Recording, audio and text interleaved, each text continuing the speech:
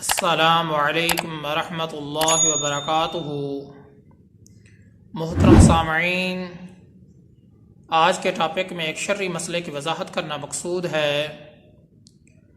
वो शर्री मसला ये है, अगर बच्चे की विलादत ऑपरेशन के ज़रिए से हुई हो तो फिर औरत के निफास का शरई हुक्म क्या होगा।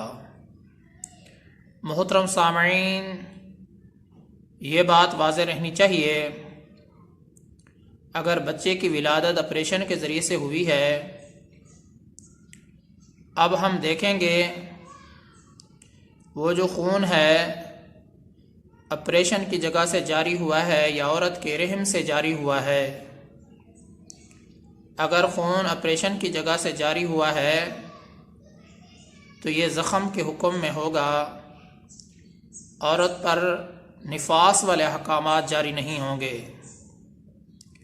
और अगर वो खून औरत के रहम से जारी हुआ है तो फिर ये निफास का खून होगा और निफास के ही अहकामात जारी होंगे। मोहतरम सामईन, मसले का ख़ुलासा ये है, अगर ऑपरेशन की जगह से ही खून निकला है, ऑपरेशन की जगह से खून जारी हुआ है, तो ये ज़ख़म के हुक्म में है, निफास वाले अहकामात जारी नहीं होंगे।